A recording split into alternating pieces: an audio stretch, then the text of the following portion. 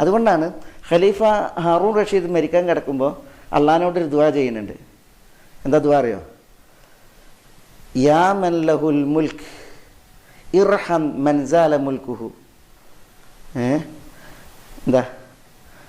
യാ മൻ ലഹുൽ മുൽക്ക്,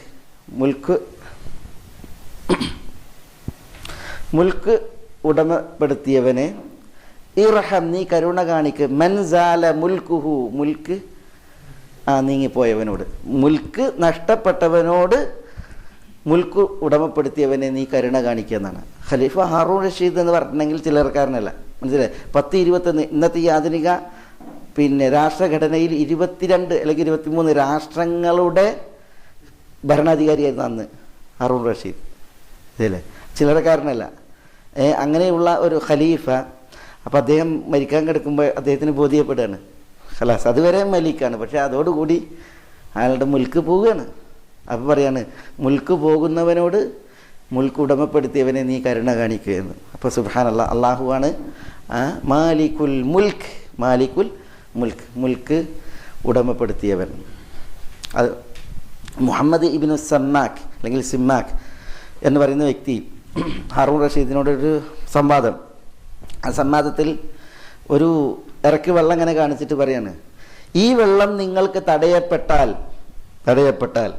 നിങ്ങൾ എന്ത് ചെയ്യും? വെള്ളം ദാഹജലം വേണം, പക്ഷെ വെള്ളമില്ല, ആകെ ഇത്ര വെള്ളമേ ഉള്ളൂ. അങ്ങനെ ഇരിക്കെ ഈ മുൽക്ക് നിങ്ങൾ എന്ത് ചെയ്യുന്നു വെച്ചാൽ പറയാണ്, ഞാൻ എൻ്റെ നിസ്ഫുൽ മുൽക്ക് വിറ്റെങ്കിലും ഞാൻ എന്ത് ചെയ്യും? ആ വെള്ളം വാങ്ങിക്കുന്നതാണ്. നിസ്ഫുൽ നടന്നാൽ ആ 10-22 രാഷ്ട്രങ്ങളുടെ പകുതി കൊടുത്തിട്ടെങ്കിലും ഞാൻ ഈ ദാഹജലം സ്വായത്തമാക്കുമെന്ന് പറയണം. അപ്പോൾ അദ്ദേഹം ചോദിക്കുകയാണ്, ഈ ഒരു ഷുർബത്ത് മാ ഇത് നിങ്ങൾ കുടിച്ചു കഴിഞ്ഞ് ആ വെള്ളം ഇവിടെ എത്തി, അത് പുറത്തു പോകണില്ല, ഇവിടെ മൂത്രവിസർജ്യമായിട്ട് തടയപ്പെട്ടതാണ്, ഇത് പുറത്തു പോകണില്ല. അപ്പോൾ അത് പുറത്ത് കളയാൻ നിങ്ങൾ അത് പുറത്ത് പോകാതിരുന്നാൽ എന്ത് ചെയ്യും എന്ന് ചോദിക്കുകയാണ്. അപ്പോൾ പറയാൻ നിസ്ഫുൽ മിൽക്ക് ബാക്കിയുള്ളത് വിറ്റിട്ട് ഞാൻ എന്ത് ചെയ്യും? ഇത് പുറത്ത് പോക്കും. കാരണം എന്താ? മൂത്രം പോയിട്ടില്ലെങ്കിൽ എങ്ങനെ ഉണ്ടാവും? നിസ്ഫുൽ മിൽക്ക്.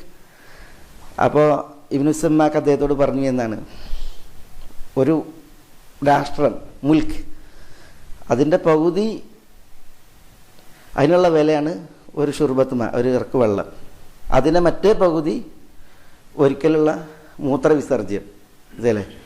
അപ്പോൾ ഈ രാഷ്ട്രത്തിന് ഇത്ര വില ഉള്ളൂ എങ്കിൽ അതിൻ്റെ പേരിൽ നിങ്ങൾ കടിപിടി കൂടാൻ പാടില്ല എന്ന് ഹാറൂൺ റഷീദിനോട് പറഞ്ഞു എന്നാണ്.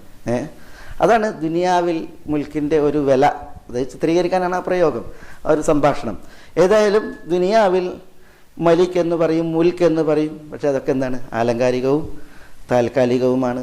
അതൊക്കെ ഇവിടെ വിട്ടേച്ച് മനുഷ്യന്മാർ ഇവിടുന്ന് പോകുമ്പോൾ എന്താ കൊണ്ടുപോവുക? എത്രയോ രാജാക്കന്മാർ മരിക്കണം, ഇല്ലേ? അവരുടെയൊക്കെ യാത്രയപ്പോൾ നമ്മൾ കാണുന്നു, കൂടെ കൊണ്ടുപോകുന്നത് എന്താണ്? വളരെ